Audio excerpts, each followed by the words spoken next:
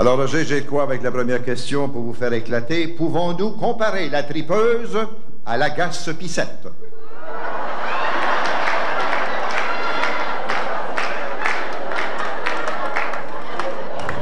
Non. On ne peut pas la comparer, parce que d'abord, la gasse-pissette, là, elle tripe pas. Elle agace. Tandis que ta tripeuse, elle tripe. Je l'ai démontré, mais je n'ai pas démontré. C'est bon, ça, comme question. Je n'ai pas démontré la gasse-pissette. Je dis que la gasse-pissette, elle, c'est pas une tripeuse. C'est un peu comme le séducteur qu'on a vu, mais c'est pas dans la même dimension. Elle, c'est d'exciter. Elle a toujours l'air bien cochonne, celui de la gasse-pissette. D'abord, Alain Marché, là, vous l'avez remarqué, vous allez en voir de partout, moi. Ils ont des fesses bombées, habituellement, les gasse-pissettes. Je ne sais pas s'ils se pètent des coussins, comme il y en a là-dedans. Ils ont des petites tailles, habituellement. Là, il y a une espèce de marché là-dessus qui s'en va. Je suis pas capable de faire ce swing-là. Vous l'avez remarqué, ils ont tout un marché spécial. Là, tu vois les gars, ils viennent fous. Regardez au volant d'une voiture. Et les gars, tu surveilles ça. Ça, c'est le genre de fille qui pogne, c'est pas possible, c'est pas possible. Ça, c'est l'affaire du gars, ça! Tu sais, la fille cochonne, maudit qu'elle comme ça. Elle a pogne, je peux vous dire ça. Mais il n'y a pas un gars qui va la marier. C'est ça qu'il faut décoder. C'est pour ça qu'elle est souffrante. C'est pour ça que c'est un prix coco, elle aussi. Il n'y a personne qui veut marier cette fille. Pas un homme. Donc, la gasse-pissette, elle, c'est agacée. Pas sexuelle, elle, le sexe, elle pense même pas à ça. Elle, vous allez la voir, par exemple, dans une discothèque, elle va danser. Puis c'est beau, par exemple, elle est gracieuse dans ses gestes, ça. Elle n'est pas capable de s'asseoir comme ça, tu sais, comme tout le monde. Puis elle, c'est toujours... Les gars disent, regarde, elle travaille. Les gars disent, la cochonne, quand elle a l'amour, quelqu'un savait un gars, regarde. Oui, c'est parce que ça y pique avec un bouton, ça la fesse. Le gars, il est sûr que c'est d'autre chose. Il est sûr de ça, le gars. Regarde, je l'avais dit. Elle, oh, ça, ça c'est regarde. Mais elle pense même pas à ça. Voyons donc. Elle, tout ce qu'elle pense, c'est elle va te faire ça jusqu'à 2-3 heures du matin, puis elle n'arrête pas. Là, tu vois les gars, là, ils ont mal aux pieds, maudits qu'ils sont tannés. Tout ce qu'ils veulent, les gars, là, quand ça va finir, ça se calvaire, là. Et ça doit être plate, tu sais, on a une discothèque à 11h. C'est épouvantable, on n'en vient pas de ça. Jusqu'à 3 heures du matin. Tu sais, quand ils vont parler de ça dans 30 ans d'ici, les jeunes ne croiront pas ça. Ils vont dire en 1996, en l'an 2000, tu avais des gars et des filles, là. Il y avait une espèce de boîte noire, il y avait un gros spot là-dedans. Il y avait des discothèques, c'était quoi? C'était des boîtes. Il y avait une musique, là. Il y avait une espèce de bruit, là, comme on dit. T'as-tu fou ce monde-là? T'as-tu... Mais non, il aimait ça. Dans l'ancien temps, c'était comme ça. Dans l'ancien temps, il n'y avait pas plus que ça à faire. Ça regardait. Puis là, le gars, il regardait tranquillement. Puis là, il avait un lot au pied. Vous avez vu, on allait prendre un drink, t'es plus capable. La fille, elle, c'est parce qu'elle l'a plus que le gars là-dedans. C'est rare des hommes qui sont capables de bien danser. C'est une affaire de femmes, ça. Les femmes, là, ils ont cette élégance, le geste, le rituel. C'est pour ça qu'ils ne fatiguent pas des pieds, les femmes, quand ils dansent. Ça, c'est une affaire de femmes, ça. D'ailleurs, vous savez que la danse, c'est un gars qui a inventé ça, hein? Dans le temps, c'était pour draguer les filles, ça. Ils dansaient le menuet. Tu sais, à Versailles, au bout des pieds. Ça a commencé tranquillement, puis ça a monté. Quand on parle des danseurs et danseuses de menuet, la cour de Versailles, les rois, puis tout ça, regardez tout ça. Là. Alors, les agace-pissettes, c'est ça. C'est d'exciter. Il arrive rien. Puis le gars est toujours déçu. T'en as toujours une dans un bar, là, une agace-pissette, elle arrive là à 9h. Elle a des drinks, elle toute la soirée, elle peut être là, une vraie millionnaire. Toute la semaine, elle ne paye jamais une scène. Tous les gars arrivent, est-ce que je peux vous offrir tout le temps? Habituellement, ils se tiennent dans des bars de riches. On va les retrouver des places huppées à Montréal. Là, vous les voyez, là. Les gros riches qui arrivent dans le bagne, c'est « Hi, Harry! » Et puis ils sont fantastiques. Amy James. Petite fille, tranquillement. C'est épouvantable, ce monde-là, mesdames et messieurs. Ça existe, ça. Ça se passe là-dedans, ça. C'est tout du néant. Ça, c'est tout des prix coco, ça. Tous des riches qui sont pas dans leur résidence, puis tout ça, là. Des belles résidences, poignées dans un bar, des fois, il est dans un sol, là, vous allez passer là-dedans. Toute le troupe qui se donne d'être malheureux. Poigné avec de la gaspissette toute la soirée. Il l'a pas, ce gars-là, il l'a pas. Ça va bien mieux d'avoir une maîtresse. Alors, il est poigné là. À la gaspissette, il va passer sa soirée là. Là, il est 2h, 3h du matin. Tous les gars qui sont là sont sûrs de l'avoir. Le punch, c'est quoi? À 2h, à part avec qui? Tout le temps avec le pianiste. Oui, c'est la blonde du pianiste, bien souvent. Tout de même. Mais c'est tout dans la tête des gars. Elle attend, elle veut se pogner un gars à soir. C'est typique. Je sais pas, ça se fait que les gars pensent comme ça. Elle veut se pogner un gars, elle, à soir. C'est la dernière chose qu'elle pense. Au contraire, elle s'organise tout le temps pour ne pas se faire pogner par un gars. C'est toujours sa défense. C'est tout l'inverse qu'elle pense. Ce que le gars pense, c'est l'inverse qu'elle pense. Alors, en gros, là, pour répondre à votre question, la gaspissette, toute sa vie, ça le dit, elle va agacer des pissettes. Puis ces pissettes-là vont rester agacées.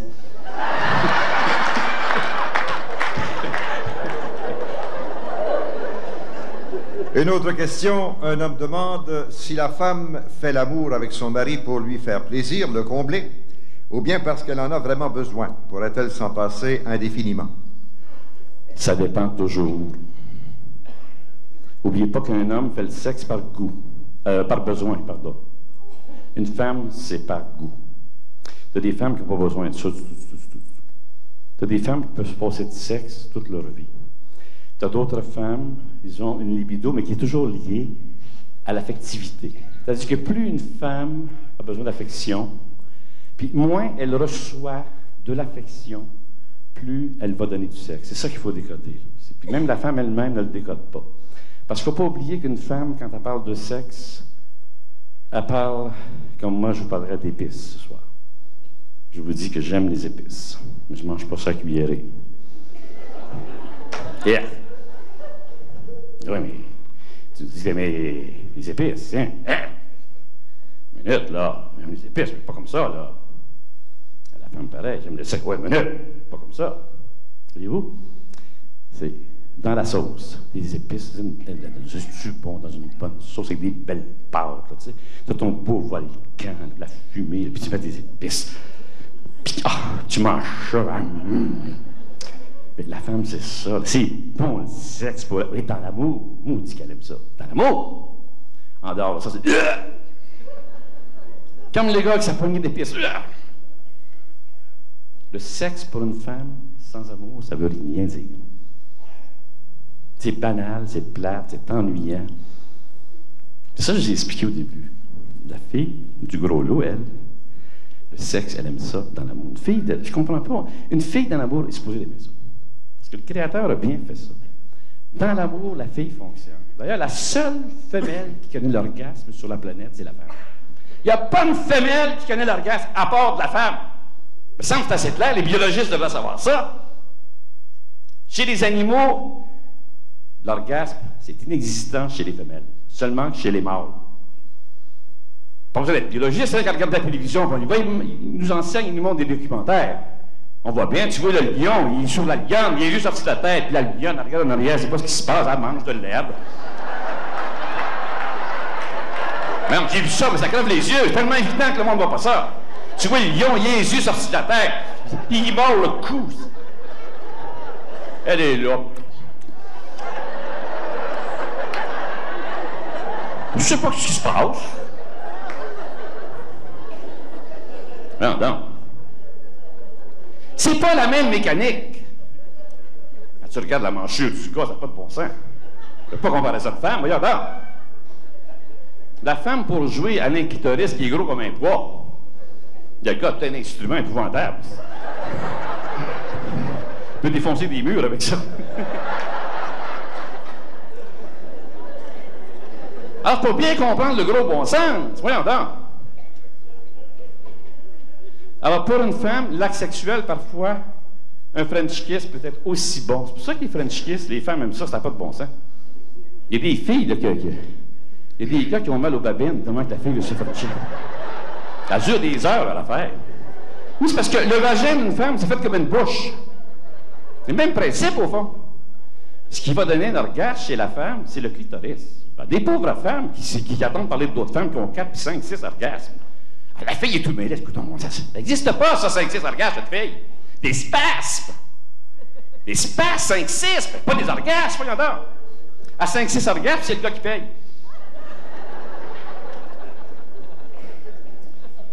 Alors, ça, là, les gens ont de la misère avec ça. Beaucoup de difficultés. Donc, chez la femme, le clitoris est l'équivalent d'un pénis, mais c'est miniature. Puis, c'est pas mécanique comme chez le gars. Il n'y a pas les hormones comme du gars qui va avec ça. Donc, c'est pour ça qu'il va y avoir toute une préparation qui va jouer. Préparation de tendresse, d'affection, de sécurité, ça va tout ensemble. C'est-à-dire que chez la femme, c'est pas séparé. C'est tout un tout, c'est tout harmonisé. Puis là, la femme va fonctionner sexuellement. C'est pas comme une petite affaire, là, faire fonctionner une femme sexuellement. Là. Ah, les femmes vont fonctionner comme ça dans le faux, là. Ah ouais, par là. Tout du faux, soyons là. Le pauvre gars, il est sûr que c'est son affaire qui fait faire ça. Attends. Puis ça, les femmes sont programmées, puis il y en a qui se vendent l'idée, je suis capable, c'est bon, je suis capable. Puis ils vont voir des sexologues, puis tout ça. Mais là, madame, il faudra changer de partenaire. Ah, ça, c'est épouvantable, avec les cœurs encore plus. Puis là, il faudra le faire plus souvent. Il faudra faire ceci, il faudra faire cela. C'est pas ça, c'est dans l'amour. Dans l'amour. Écrivez-le avec un grand A, que ça marche. Alors, c'est pour ça qu'aujourd'hui, les femmes sont si déçues. Il n'y a pas d'amour. Donc, le gros lot de la conférence ce soir, c'est l'amour. Et je maintiens que dans l'amour, la sexualité de la femme fonctionne. Peut-être pas au début, ça peut prendre un certain temps. Bien, c'est sûr que la fausse sexualité de la femme fonctionne, mais la vraie, une femme va s'épanouir sexuellement, va connaître l'orgasme à sa façon, qui n'est pas nécessairement la façon de l'homme, il va y arriver.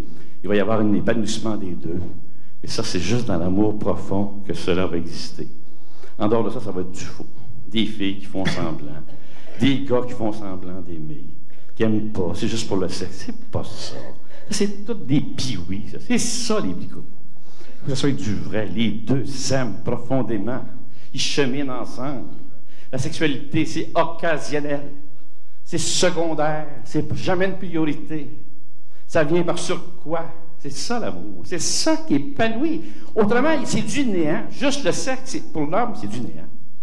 L'homme est malheureux, il veut voir ses chums, il n'est pas bien chez lui, il faut de la visite, il faut partir en voyage. Avec qui c'est qu'on ira bien? On n'a personne pour y aller. Non, tu vas avec ta femme, t'as ça? Il cherche du monde. Non. Puis quand vous avez du monde, il faut des amis vertueux. Des gens avec qui vous allez être bien, avec qui vous n'avez pas à vous justifier, à vous expliquer, à intellectualiser. Ça, c'est intellectuel, c'est quelque chose de plus fatigant. Ça, c'est épouvantable. Et tu passes ta vie, c'est le contraire de vivre. Tout le temps en train d'étudier, tout ça, puis le bois ici, puis il vient d'où, puis comment est-ce qu'ils l'ont posé. C'est quelle sorte. Il y a du monde, ça finit plus, ça. Puis ce micro-là, le fil, il passe où? Ouais, moi non, ça. L'intellectuel, c'est comme ça. Ah, il passe ça. Oui, mais là, c'est un non-sens. Ça va faire qu'il passe à gauche. Ouais, pourquoi sinon passe à droite? So what? Ça peut bien faire, ça. C'est tout ça. Quelqu'un veut savoir si deux personnes peuvent être en amour, même si elles ont une grosse différence d'âge. Ben, c'est bien évident.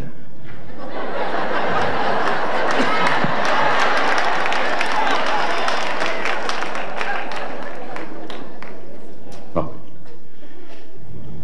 Des fois, c'est sûr que si ça peut être insultant, ils peuvent se dire, ben, gentille, votre fille. Ça, pas en rire, pas grave, ça. L'important, c'est d'être bien. Moi, j'ai une bonne différence d'âge avec mon épouse. Est-ce que ça nous dérange? Pas du tout. On pense jamais à ça. On parle jamais de ça. C'est un sujet hors d'ordre pour nous. L'important, c'est que ma femme est mature, puis moi aussi. Alors donc, l'amour n'a pas d'âge. Je pense à Charlie Chaplin, par exemple, qui a fondé une famille à 65 ans.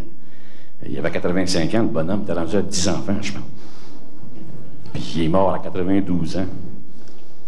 Puis il a eu une belle vie, il a eu du vécu du néant, lui. Il y en a d'autres comme ça. Ça n'a pas d'âge, ça. Sauf que ce qui est très important, moi je pense que l'inverse, ça peut fonctionner. Une femme avec un plus jeune, ça s'appelle plus difficile. Je ne sais pas pourquoi, on dirait que ce n'est pas dans une dimension, à moins que le jeune, si le jeune est très, très mature, ça peut peut-être aller. Il va falloir qu'il soit très, très mature. C'est parce qu'une femme a besoin de sécurité, il faut que l'homme soit fort. Une femme normale a besoin d'un homme fort.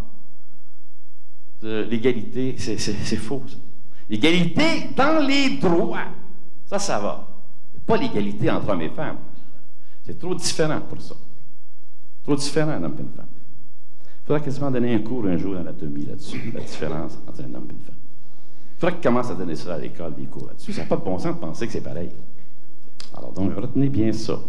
Pas une question d'âge, question de maturité. Puis ça va avoir de plus en plus ces phénomènes-là. Les différences d'âge. Ça, retenez bien ce que je vous dis là, avec tout ce qui s'en vient, avec tous ces changements-là, vous allez voir ça de plus en plus. De plus en plus, vous allez voir des décalages d'âge. Prochaine question. Lorsque ce grand amour s'est transformé en une grande amitié ou une grande tendresse, que faut-il faire? Partir ou rester? Rester. Oui, l'amitié, c'est ce qu'il y a de plus pur. C'est ce qu'il y a de mieux. Il ne faut jamais laisser ça. C'est parce qu'il faut bien penser ce soir, là, écoutez bien, là. Est-ce que les portes du cinéma sont fermées? C'est pas que les autres entendent ça. Bon, fermez bien les portes, s'il vous plaît. Écoutez-moi bien, on ne le dira pas trop fort. Non, il n'y a personne, c'est correct. Ça, alors, il va falloir apprendre ça, ce que j'ai à vous dire ce soir. Regardez bien là, ce qu'il dit, là, lui, l'amitié. Dans la question. L'amitié, dans un couple, ça aboutit, un couple qui s'aime, tôt ou tard, va aboutir à l'amitié, puis la sexualité va toujours aller en diminuant. Il y a des gens qui s'inquiètent, si probablement dans la salle, ça fait 25 ans, 30 ans, c'est pas comme au début. C'est tout à fait normal. C'est pas normal de voir aujourd'hui des vieux puis des vieilles. Comprends-tu? On m'en a parlé, là, ça n'a pas bougé de travailler dans ces endroits-là, les week-ends, je faisais des reportages. Des vieux de 75 ans qui rentrent sur le bout des pieds dans la chambre de la vieille. Voyons, non, de 80, en train de faire l'amour. Ça n'a pas de beau disposant, cet âge-là. Avec sa femme, une fois occasionnellement, mais c'est pas pour ça. C'est que la sexualité, il y a un âge, puis à un moment donné, ça doit aller en diminuant, en vieillissant. C'est pas moi, c'est pas Roger Drolet qui veut ça, c'est le cosmos. Le cosmos, le sexe, il n'aime pas ça trop souvent. Je vous le dis, moi. Les affaires le matin, puis l'après-midi, puis le soir, puis dans la nuit, il n'aime pas ça, le cosmos. Parce que le gars qui fait ça le matin, le midi, puis le soir, c'est où ce qu'il va y arriver? Dans 10 ans, il devient impuissant, il ne fera plus du tout. Parce que là, il va avoir 30 ans, il va avoir 1000 ans de vie sexuelle. Il n'aura plus du tout jusqu'à ce que ça va.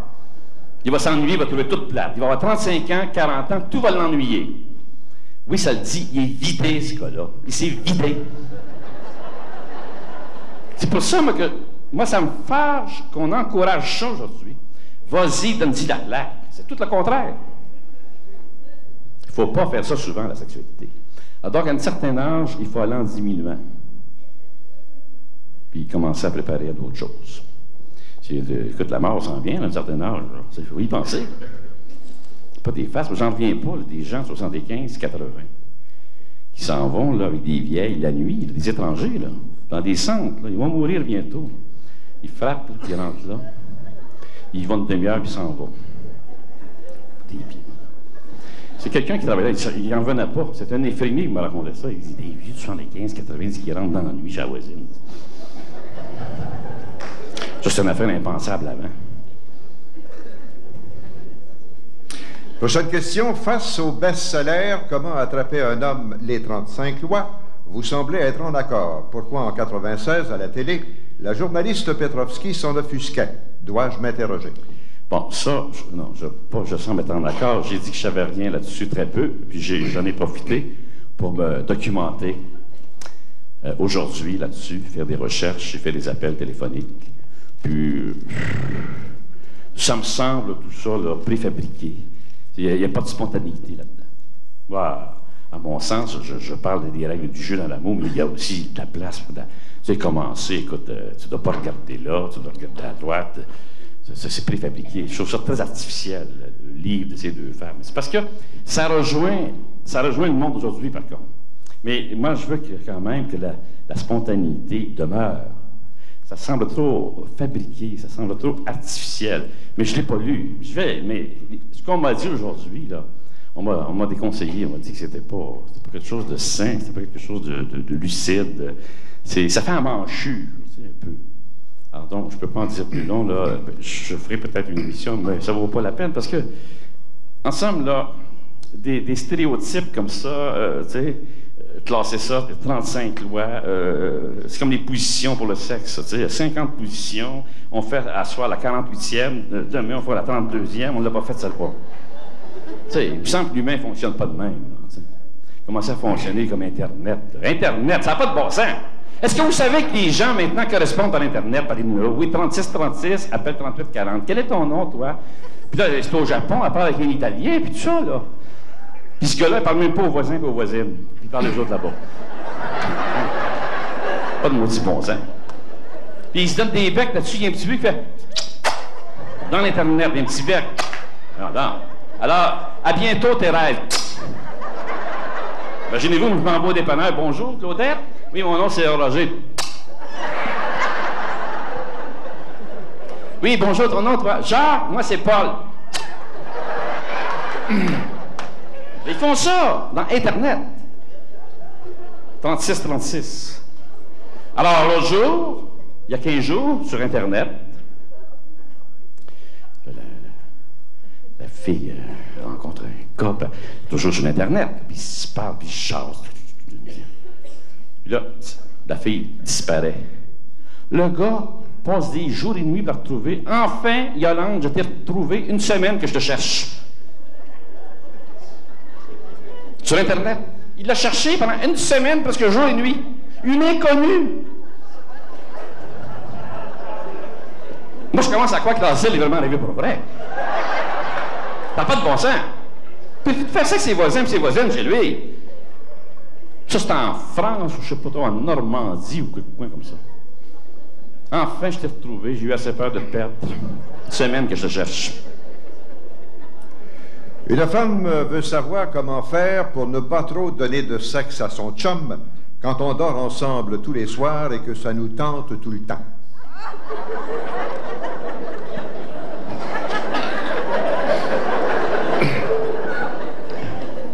Tout le temps. C'est parce qu'il y a des moments... J'aime bien ça tout le temps, mais c'est qu'à un moment donné, ça va être tout le temps que ça ne vous tente plus non plus, tu sais. Alors, moi, je pense que de voir la prière, ça... Je n'en ai pas là-dessus, une petite prière. Mon Dieu, il ait pitié de moi que ma libido soit moins forte. Vous savez qu'on rit, hein, mais les saints... Est-ce que vous pensez, vous, que les saints... Savez-vous que les saints, là, c'est des grands passionnés, ça? Il y avait des droits... Saint François d'Assise, il paraît que c'était épouvantable. Il y avait des érections incroyables. Ça, c'est raconté. Je pense que j'en parle dans un de mes premiers livres. Puis lui, il dessinait une belle femme, là, Saint François d'Assise, puis il faisait un vagin dedans. Puis il se lançait là-dedans dans la glace, dans la pauvre! Puis il disait, ah, au Satan, tu vas pas eu, hein? Des Saint-Augustin. Saint-Augustin se jetait sur les clôtures. Qui sait pas ça ici? On a tout étudié ça. Saint-Augustin avait des doigts, des érections, il avait fait sa balle, il marchait de main, il en pleurait, il paraissait des douleurs épouvantables. Ben oui, Saint-Augustin. C'est un ancien courroyeur, ça, n'oubliez pas ça. Il y en a eu des libidos, ce gars-là. Saint-Augustin, un des grands saints de l'Église. Il a tout passé les femmes de son coin à l'époque. Alors, il prenait des moyens. La clôture. J'étais là-dessus, là. Elle allait avec du sang. Je pense qu'il venait dans votre coin, Dr. Azoulay. Il venait du Maroc. Saint-Augustin, je pense qu'il était de cette région-là. Il me semble. Il est devenu évêque. C'était des numéros, ça. L'avant-dernière question, M. Drolet, vous dites que la femme ne doit pas se montrer nue trop souvent. Que pensez-vous des déshabillés que la femme revêt pour séduire son conjoint? L'homme ne semble pas de se fatiguer de ce manège. C'est la même chose. Le déshabillé, c'est que c'est... Il faut faire attention, c'est parce que ça peut commencer du fantasme, ça. Les fantasmes, c'est correct. Moi, je ne suis pas contre ça, d'avoir des...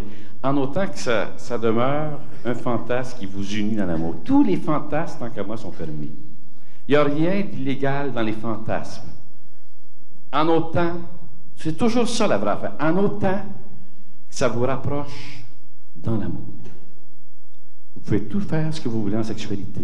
Le faire le plus souvent, en autant que ça ne diminue pas l'amour. Moi, je vous ai dit que quand il y a trop de sexe, ça diminue l'amour chez l'homme, pas chez la femme. Chez la femme, ça ne diminue pas, mais chez l'homme, ça diminue. Alors donc, vous allez le voir, c'est ça cheminer. Quand je parle du cheminement de l'amour, c'est ça que ça veut dire. Là, vous allez voir si ça diminue. C'est une diminution, ça chemine moins bien dans l'amour. C'est un signal d'alarme, ça. C'est là que c'est dangereux. C'est à ce moment-là qu'il faut diminuer le sexe. C'est parce que le sexe, quand c'est bien orienté, puis quand on ne le fait pas trop souvent, c'est ce qui donne de la joie. D'ailleurs, Saint Paul, quand il parle de la chasteté, c'est ce qu'il veut dire. Les gens chassent vont voir des choses que d'autres ne voient pas.